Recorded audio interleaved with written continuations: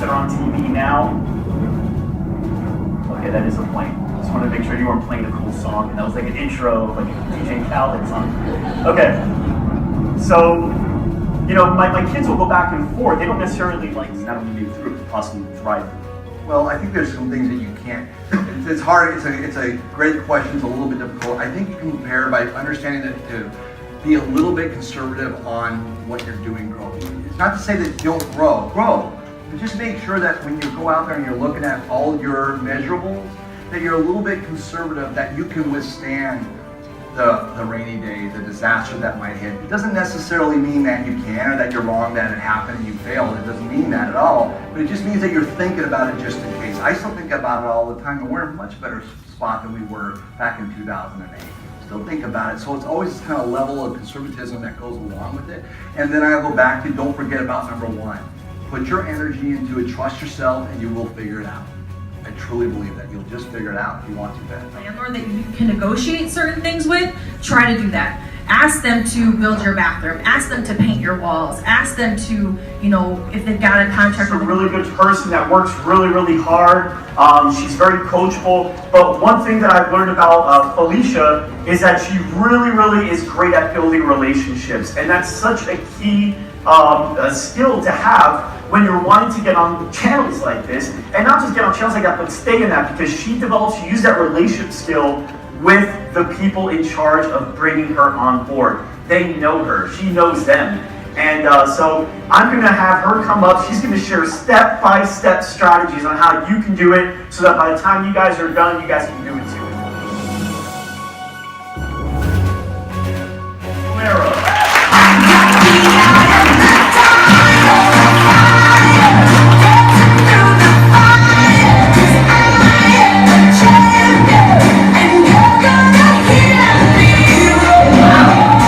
Thank you, Mike. I was going to choose Biggie, but Mike didn't allow me to do that, so I settled with Katy Perry, next best thing. And I just realized that I'm not going to turn around at all, but I have a tag on my skirt. And no, I'm not going to take it back after this talk today. I know a lot of you ladies know what I'm talking about. I actually like the skirt, so I'm going to keep that. So when we think about PR, a lot of people, first of all, thank you, Mike, for having me out here. So excited to talk about something that I'm so passionate about, which is PR, because I feel like a lot of people, especially in the gym industry, are afraid of it. So who here thinks that they have to have a big following or be well known in order to be on TV? Who thinks this? No. Yeah, absolutely. I mean, a lot of people have that in their head, that they feel like they need to be well known, they need to be famous, they need to have a big following in order to be on the news. And I'm here to tell you that that's absolutely false. And I'm going to teach you today all of the things that I did, because we all have to start somewhere. I'm going to give you my background story, but we all have to start somewhere. So if you have the right tools, resources, tips, tricks in place, I can help you get there. Okay, so, and no, you don't need a huge following or be well known. And I'm going to teach you how to network and create relationships with news organizations, because I think that is the most important thing, creating relationships. And I know Mike had mentioned that's what I do. I create relationships, partnerships, they trust me, I'm reliable, and I get the job done. So what do you think this creates? When you are on TV, you land a TV spot, what do you think that will create for you and your business? Anybody? Exposure? Credibility? Yeah, absolutely. So first off, credibility. When people see that, they think, wow, they must be an authority in their field. They're getting on the news.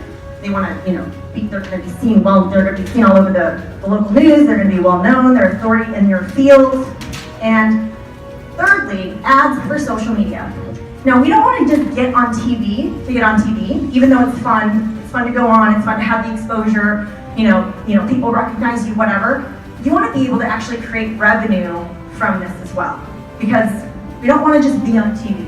We want to be able to use that to create ads, which in turn is going to have more members, you're going to have more clients, which equals more money.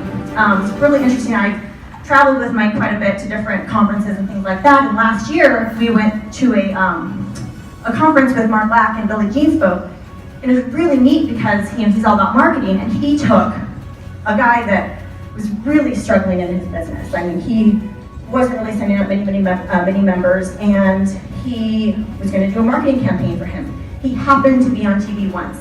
He took that segment, created an ad with it. Within that week, he created hundreds and hundreds of leads for him because he was seen as an authority in his field. So it can create an amazing business. I'm sure many of you here might have been doing something else before getting involved in fitness. I knew I wanted to help people when I was 21, and I started training people to, make a living. I was going to college, and I've always been a hustler, so I needed to create my own schedule, and I got certified, started training people, but I fell in love with it. And I was one of those that was literally charging $15 for the hour. Didn't know what I was doing, I just knew that I loved it. And I know we all, probably a lot of trainers here started that way. So then I got a master's in exercise and wellness, continued my education, and I opened up my first gym when I was 22. Right out of my home. I had my house built, which was, I extended the garage on each side, and I just started training people right out of my house. It grew within that first year, so then I had to go to my first storefront. I knew that for me, I could not continue that one-on-one training forever. I knew I needed to grow. So then I got my first storefront. Second gym was bigger, better. Had the trainers, had all of that. Again, sold my portion of that business because again, I knew I didn't want to train people the rest of my life and one-on-one because obviously time, and I wanted to think bigger. So I opened up a third gym, which was a boutique membership gym that I just sold last October. An interesting story, which I'll preface this with Mike. He's been an amazing mentor. So I first met him a couple years ago. It was on the GSDCON18 People that are coming up to speak, some of them have great experience doing what they do, not just for this particular industry, but for businesses in general. Two of them I've actually had as my coach, and so you're going to actually get to hear awareness than just a sales-focused ad. People want a reason to brag to their friends and family. So if you work out at a local gym and that local gym is on Channel 5 News, you want to share it. Yeah, you're right. The power of our thought. We all have an internal conversation. We all have an internal dialogue. We all have an internal narrative. You might have remembered this sound. We spent hours working on it. We want to make sure we nailed that. I think really great artists. Anybody ever see that Dr. Dre documentary? It was really cool. I can't remember what the name of it. It was like a 4-piece on Netflix. But I mean, huh?